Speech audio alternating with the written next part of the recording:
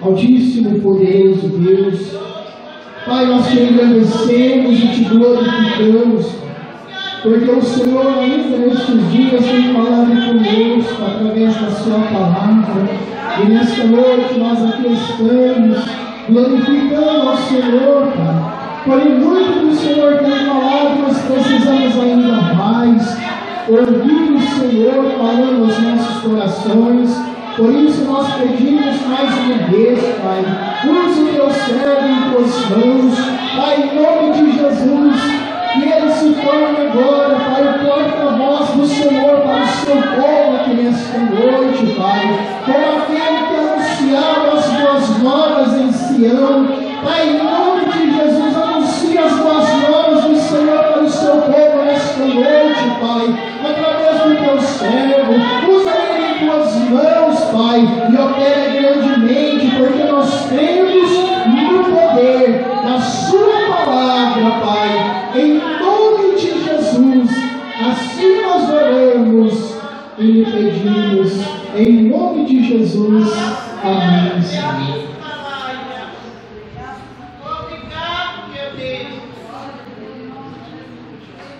Meus irmãos, novamente com a paz do Senhor. Podemos assentar-nos? Irmãos, a leitura devocional que foi feita nesta noite, lá no livro de Jonas, não vou fugir desta leitura, seu capítulo 1. Glórias a Deus. Não vou ler novamente, irmãos, o texto, porque já lemos ele agora há pouco, na leitura devocional, mas os irmãos acompanhem com sua Bíblia aberta e bênção, essa passagem aqui fala muito com as nossas vidas. Irmãos, nós vemos aqui este capítulo 1, neste livro de Jonas, nós tiramos muito para as nossas vidas espirituais. Muitas das vezes nós nos encontramos como Jonas, muitas das vezes nós na caminhada nós nos deparamos e nós olhamos para nós e percebemos Jonas em nós. Aquele que tem chamado, aquele que tem uma ordenança do Senhor, e às vezes está correndo, está fugindo, está tirando de fora, está tirando de largo, está querendo deixar parado a vontade de Deus na sua vida. Então nessa noite nós vamos meditar em uma palavra que sempre era pregada, ultimamente ela tem sumido das igrejas, muito pouco tem falado sobre essa passagem, mas que o Espírito Santo de Deus venha completar nas nossas vidas nessa noite. Nós vemos em Jonas, irmãos, um homem que recebeu uma ordem direta, distinta do nosso Deus. Deus disse para Jonas que ele fosse até Nínive e levantasse ali um grande clamor naquela cidade, ou seja, pregasse a palavra de Deus, porque aquela cidade, os ninivitas, aquele povo estava fazendo tudo aquilo que não agradava o coração, os olhos, os ouvidos de Deus. Deus, ele poderia simplesmente dizer para Jonas: Jonas, vai lá e eu vou destruir aquele povo, como antigamente ele já tinha feito.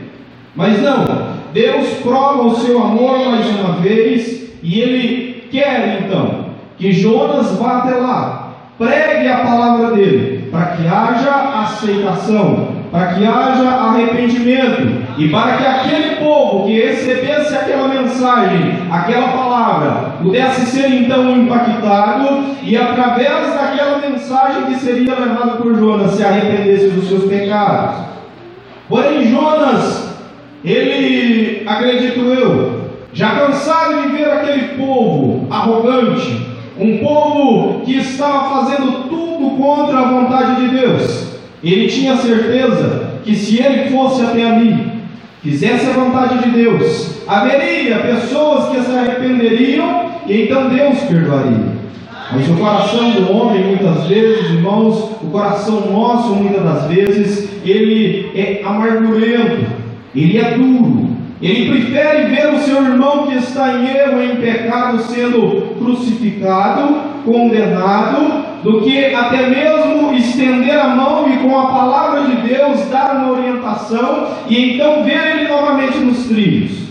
Muitas das vezes nós preferimos fechar a nossa boca, ficar calado e deixar a pessoa indo para o buraco, cair no buraco, ir para o inferno e nós ainda poder de camarote dizer: foi porque quis, teve a oportunidade. Mas nós vemos então Jonas, ele tomando um caminho diferente do qual Deus traçou para ele. Jonas então levanta, o versículo 3 diz: levantou para fugir de diante da face do Senhor. Irmãos, o que nós temos que entender é o seguinte: ninguém foge de Deus. Ninguém consegue esconder do Todo-Poderoso. Ninguém consegue tapear Deus. Ninguém consegue fugir do alcance da mão, das vistas do nosso Deus. Porque o nosso Deus, Ele é um Deus onipresente, onipotente, onisciente. Ele é um Deus que está em todos os lugares ao mesmo tempo. Ele é um Deus que tem todo o poder. Não é algum poder, é todo o poder. Não tem limitação para Deus. Ele é um Deus que tem todo o poder. Ele é um Deus onisciente, que conhece, que sabe de tudo, até mesmo antes que eu e você pensamos aquilo que nós queremos fazer, Deus já sabe o que está a vir em seus pensamentos. Deus conhece tudo aquilo que está para acontecer. Então, não tem como fugir de Deus. Nós fugimos do homem, fugimos da igreja, fugimos de qualquer lugar que nós estamos, de menos de Deus. Não tem como. Então, Jonas, ele levanta para fugir de Deus, pensando em fugir da face do Senhor. E ele então vai para Tarsis, e descendo a Jope, achou um navio que ia para Tarsis. Pagou, pois, a sua passagem e desceu para dentro dele para ir com eles para Tarsis de diante da face do Senhor. Irmãos, o que é que nós podemos tirar deste versículo?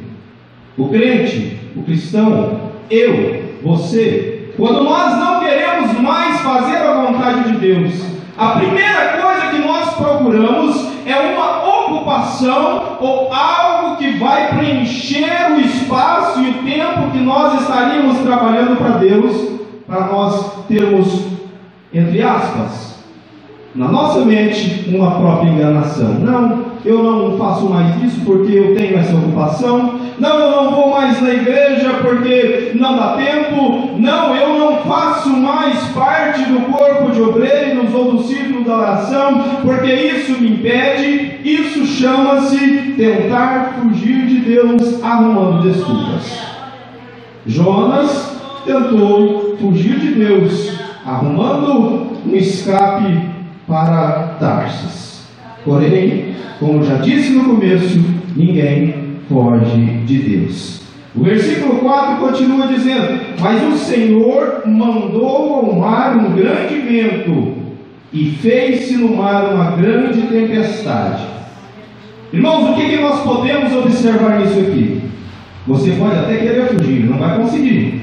Mas se porventura você insistir em querer fugir da ordenança de Deus, do chamado de Deus para a sua vida, eu quero te dizer, vai ter tempestade, vai ter vento forte, e não vai adiantar você fugir. Você vai ter que voltar para o centro da vontade de Deus.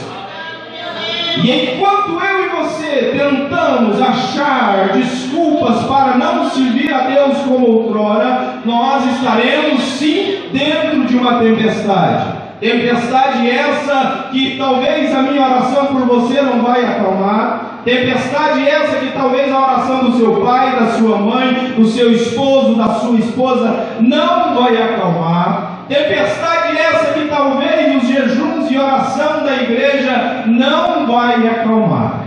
Essa tempestade só se acalma quando o homem lembra do seu Criador e lembra que Ele é soberano sobre a sua vida, e então volta ao foco que Deus o colocou.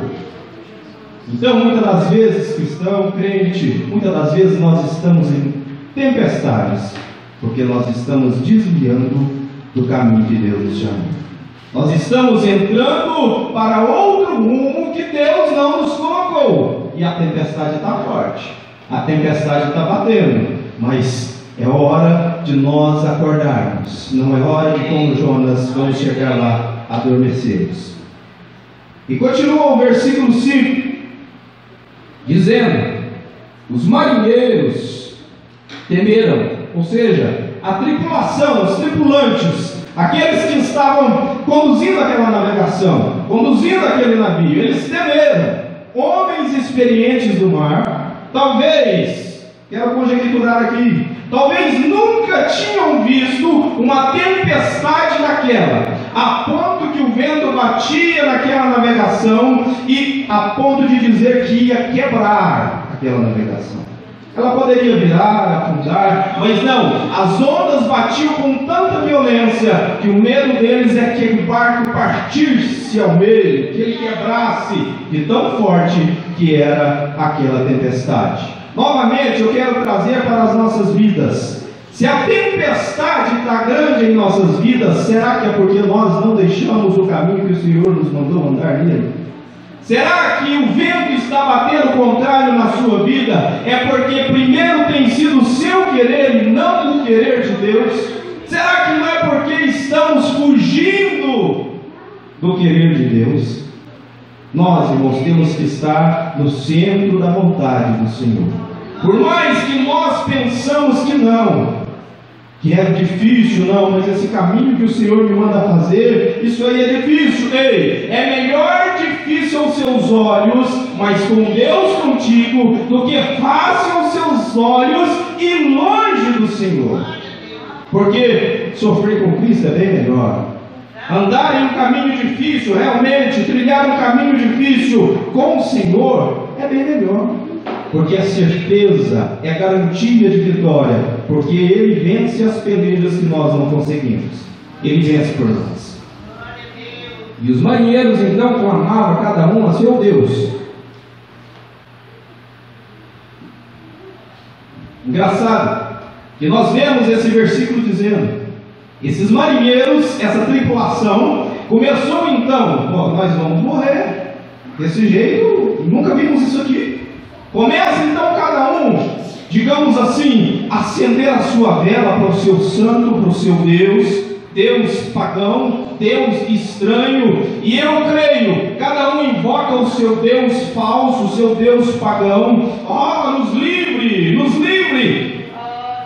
E o vento cada vez mais forte, as ondas cada vez mais fortes, e nada de resolver. Então eles pegam e falam então: bom, vamos julgar nessas fazendas o que está pesando nesse navio. Pode ser ouro, pode ser gado, pode ser o que for. Vamos julgar fora no mar, porque senão nós vamos afundar mais fácil. Irmãos, veja a situação que esses homens estavam dentro daquele mar. Era o último estágio, porque o apego em suas financeiras, em suas finanças, o apego do ser humano em suas riquezas, ele é bem grande. Para ele pegar e dizer: eu vou jogar esse barril de ouro aqui, irmão ministro, dentro do mar, é só porque ia morrer mesmo. Porque senão, se tivesse uma válvulazinha de escape, não, joga todo mundo, mas não joga o ouro. Não, eles preferiram: vamos jogar tudo fora. Já invocamos esse tanto de Deus, cada um com o seu Deus de pau aqui, não resolve. Vamos jogar tudo fora, vamos tirar o peso. Jogaram ao mar as suas fazendas que estavam no navio para aliviar o seu peso. Jonas, porém, desceu aos lugares do porão e se deitou e dormia um profundo sono. Irmãos, Jonas estava ciente desde o princípio que aquilo ali era a mão de Deus. E o que estava acontecendo é porque ele estava desobedecendo a Deus. Mas mesmo assim, Jonas prefere descer ao porão daquele navio, naquela tempestade, todo mundo afoito, todo mundo doido, e Jonas foi dormir. Eu consigo imaginar e enxergar aqui, no coração deste homem desviado, desse homem que desviou dos caminhos do Senhor, uma total depressão. Naquela época não tinha essa palavra, hoje nós temos ela. Você está inventando coisa. Não. Jonas chegou a um limite que ele entrou em uma depressão. Para ele tanto fazia morrer ou não. Vocês vão entender isso quando chegar mais à frente, quando ele fala, pode me jogar no mar.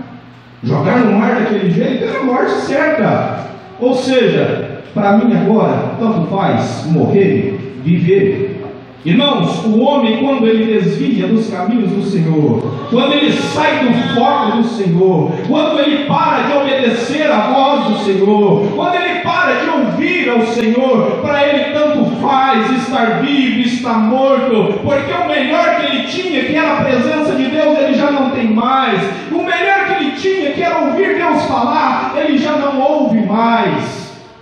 Então o homem, quando ele desvia dos caminhos do Senhor, ele entra num sono profundo, um sono espiritual, a um ponto de tudo está dando errado. O filho está indo para as drogas, a mulher está prostituindo, ele mesmo está também, e mesmo assim ele está dormindo espiritualmente e não consegue enxergar que é porque ele distanciou do Senhor. Irmãos, nós não podemos cair neste sono, nós não podemos entrar no fundo deste navio a ponto de adormecermos mesmo em meio de calamidades. Estamos vivendo os dias difíceis que toda a igreja enxerga isso, todos nós pregamos isso. Então é um momento, irmãos, é um momento que eu e você temos que estar muito bem acordados, de pé, fazendo a vontade de Deus e não dormindo, para que nós não venhamos a sucumbir, a morrer espiritualmente.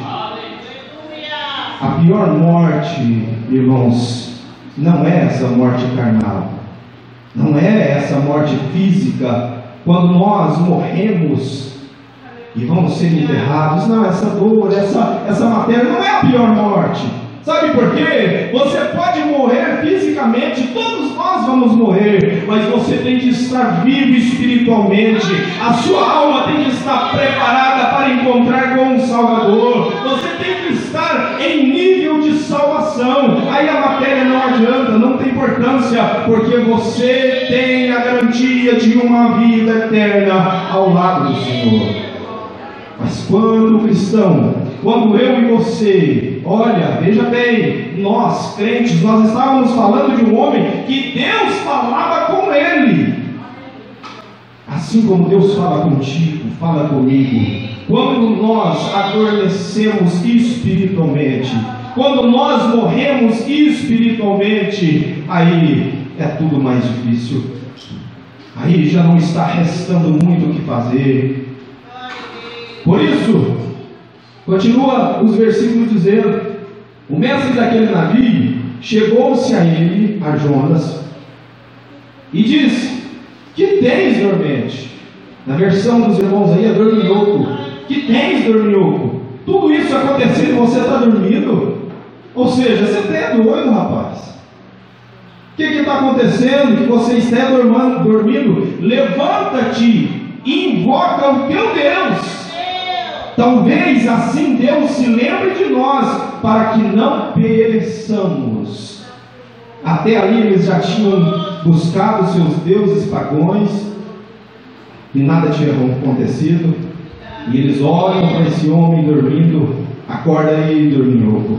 Vai orar para o seu Deus. Quem sabe o seu Deus pode resolver essa situação. Vai orar para o seu Deus. Ei, dorminhoco. Ei, dormente. Está dormindo, está frio, está morto espiritual. Ainda tem uma solução, e a solução está aqui. Vai buscar o seu Deus. Vai orar ao seu Deus. Quem sabe Ele te ouve e te restaura, te revigora, e você acorda deste sono e volta ao caminho que Ele trilhou e traçou para a sua vida. E dizia cada um ao seu companheiro: vinde e lancemos sorte para que saibamos por que causa sobreveio este mal. E lançaram sorte, e a sorte caiu sobre Jonas. Eu não entendo muito, irmãos, quero ser sincero com os irmãos, não entendo muito sobre esse lançar sorte. Isso aqui me traz a entender uma feitiçaria, algo que realmente não era de Deus. Mas era costume daquele povo lançar sortes. Eles já tinham feito as suas rezas bravas para os seus deuses pagões e nada. Mas na hora que eles lançaram a sua sorte, eu acho que Deus Todo-Poderoso deixou que eles descobrissem o que estava acontecendo. E eles lançam sorte e caem justamente sobre Jonas. E eles então matam a charada. Peraí, o problema de tudo isso está acontecendo é por causa deste dorminhoco, é por causa desse homem. Então eles disseram: declara-nos tu agora por que razão nos sobreveio este mal. Que ocupação é a tua? E de onde vens? Qual é a sua terra? E de que povo tu és? E ele lhe disse: eu sou hebreu, e temo ao Senhor, o Deus do céu, que fez o mar e a terra seca. Então os homens se encheram de grande temor e lhe disseram: por que fizeste isso? Irmãos, nota-se que você, que serve a um Deus fiel, a um Deus poderoso, mesmo naquele momento em que você já não está em afinidade com o Senhor, mesmo quando você está até desviado dos caminhos do Senhor, quando você fala do Deus Todo-Poderoso, há um respeito pelo ouvinte. Sabe por quê? Talvez eles já não enxergam um Deus em você, mas eles sabem da grandeza do Deus que você outrora servia, e sabe que Ele tem poder sobre todas as coisas. Então os homens se achegaram com grande temor e lhe disseram: por que fizeste isso? Pois sabiam os homens que fugia de diante do Senhor, porque Ele lhe o tinha declarado. E então nós vamos ver, irmãos, decorrente desses versículos. Não vou ler para não ficar cansativo a pregação para os ouvidos dos irmãos. Nós vamos ver, no decorrente deste texto, que eles perguntam, o temor deles era tão grande, não por Jonas, mas pelo Deus que Jonas servia. O temor deles era tão grande por esse Deus verdadeiro, mesmo eles invocando deuses pagãos, que eles vão até Jonas, irmão Rodrigo, e perguntam: o que nós faz com você? O que nós podemos fazer por você? Porque nós não queremos que o seu Deus cobre o seu sangue de nós. E Jonas, então, quando eu disse para vocês, eu consigo enxergar assim, já decepcionado consigo mesmo, já às vezes em uma grande e profunda depressão naquele momento, porque estava desobedecendo a Deus. Ele pegar para mim, estou conjecturando, irmãos, para mim não tem problema, tanto faz eu morrer ou viver. Faz o seguinte: lá fora as ondas estão fortes, o mar está bravo, mas não tem importância, pode me jogar lá fora, que o problema de vocês vão acabar. Irmãos, o que nós podemos tirar aqui? Mais um ponto. Quando eu e você saímos da direção de Deus, até mesmo a nossa casa, até mesmo a nossa família, até mesmo os que nos rodeiam, começam a pagar preço por causa da nossa desobediência. Quem sabe que os seus problemas lá dentro da sua casa, não sei se você tem, mas se tem, quem sabe os seus problemas que está acontecendo é justamente porque você tem sido um Jonas, é justamente porque você tem sido um covarde e não quer assumir o seu papel naquilo que Deus te chamou. Quem sabe a sua família, a sua casa está se desmanchando, destruindo, indo por água abaixo, justamente por causa da sua teimosia. Ei, não seja teimoso, volte para o centro da chamada de Deus na sua vida. Faça o que Deus quer e não o que você quer. Não queira pagar esse preço, não queira carregar esse fardo, você não consegue, você não dá conta. Então nós vemos que Jonas assume o erro. Pode me julgar nesse mar, não tem importância. Provavelmente eu vou morrer, não vai ter jeito. Por quê? a Bíblia diz, os versículos aqui dizem, que aquele povo, aqueles tripulantes, aqueles navegantes, mesmo antes de ir perguntar o que fazer, eles temaram em remar sentido a margem, sentido a terra firme, para tentar sair daquela tempestade. Mas não, eles não conseguiram. Imagina um homem lançado a um mar bravio, cheio de ondas, estava sendo lançado para a morte. Agora o que eu consigo enxergar? Mesmo você longe dos caminhos do Senhor, afastado deles, mesmo que já te jogaram ou vão te jogar para a morte, existe um Deus que te chamou, que te conhece, que sonda os seus pensamentos e ainda não desistiu de você e quer ainda fazer algo com a tua vida. Ei, Ele não vai deixar você morrer. Pode te jogar no mar bravio, você vai passar por esta provação, mas se você voltar para os caminhos do Senhor, o Senhor vai te restaurar, o Senhor vai te renovar, o Senhor vai trazer de volta a sua alegria, as suas bênçãos, e você então vai seguir rumo aos caminhos do Senhor. É isso que nós vemos, irmãos. O tempo não sobra para nós observarmos vários pontos dessa pregação. Bom seria se nós pudéssemos chegar quando a baleia, o grande peixe, a Bíblia não diz que é a baleia, o grande peixe traga aquele homem. Ainda temos várias coisas para falar sobre esta passagem. A provação de Jonas, 3 dias, 3 noites dentro de um peixe. Ou seja, Deus providenciou até o submarino para Jonas poder estar dentro do mar.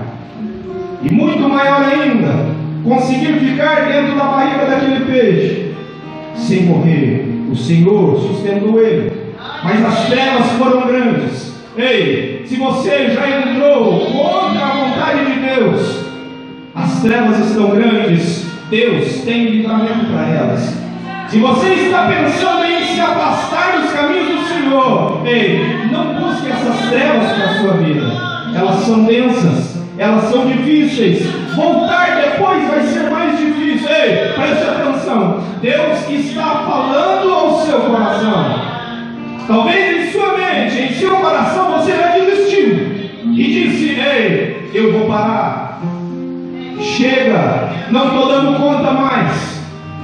Quando eu estava longe dos caminhos de Deus, parece que estava melhor. Ei, essa escolha você já fez de servir a Deus, agora não dá tempo mais. Você já escolheu servir a Deus, entregou a sua vida para Ele. Agora o caminho, o único caminho é Jesus. Não tem jeito. Não adianta querer pegar um desvio. Não adianta querer entrar em outro barco, porque nesse outro barco não vai resolver. Porque não é o barco, é quem está no barco. Jesus quer ter um concerto contigo. Deus quer ter um concerto conosco. Que venhamos a examinarmos como nós estamos. Se estamos na condição de Jonas, vamos tirar o proveito que Jonas tirou, mesmo na barriga daquele peixe, mesmo depois de tanta dor, de tanta afronta, ele reconheceu e foi resgatado pelo Senhor. Ainda há tempo. Jesus ainda não voltou. Ainda há espaço para a sua vida. Estou pregando para crente, estou pregando para visitante, estou pregando para crente. Ei, crente, lembra do Deus que você conheceu lá na sua aceitação? Aquele Deus que te empolgava, aquele Deus que te mostrava que o melhor era estar fazendo a vontade dele, e você não media esforços. Você não olhava se estava com fome, se estava cansado, se estava sujo, se estava limpo. Não, você ia de encontro para com Ele. Ei, Ele continua sendo o mesmo Deus. E não importa o tanto que você distanciou dos caminhos dele, não importa quão longe você já está, eu quero te dizer, Ele continua te amando como sempre. Ele continua com os seus planos para a sua vida como sempre. Volte, Volte para o caminho do Senhor. Volte para o centro da vontade de Deus. Talvez tudo está dando errado é porque você está longe do Senhor. Talvez está indo tudo a mal a pior porque você saiu da vontade de Deus. Não se distancie. Deus está falando conosco nesta noite. Não se distancie. Permaneça comigo. Fácil ou difícil, Ele está conosco e está nos ajudando. Amém? Que Deus complete no seu coração aquilo que eu não consegui transmitir para a igreja. Mas que você seja abençoado pelo Senhor. Não teme, não seja teimoso. Volte para o centro da vontade do Senhor. Nosso Deus e Pai, Senhor, nós te agradecemos por esta noite abençoada e maravilhosa, Deus. Obrigado, Senhor, por este momento de alegria em nossos corações, de fortalecimento para a nossa vida espiritual. Meu Deus, muito obrigado por Sua palavra. Meu Pai, precisamos, Senhor, ouvir o Senhor, precisamos estar fazendo a Sua vontade, o Seu querer, Pai, porque o Senhor deseja nos usar em Sua obra, deseja que nós sejamos uma bênção para esta nação, para esta cidade. Por isso, meu Pai, que possamos nós dizer: eis-nos aqui, Senhor, para que possamos fazer o Teu reino prosperar e crescer aqui nessa terra. Que a nossa prioridade, Senhor, seja buscar o Teu reino e a Sua justiça, e temos a certeza que todas as coisas, as demais coisas, serão acrescentadas na nossa vida.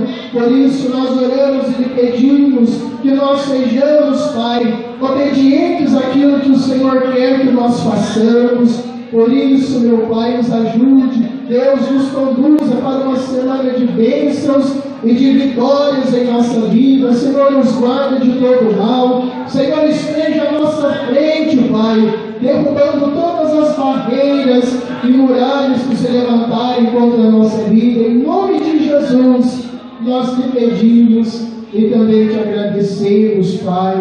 Amém, Jesus.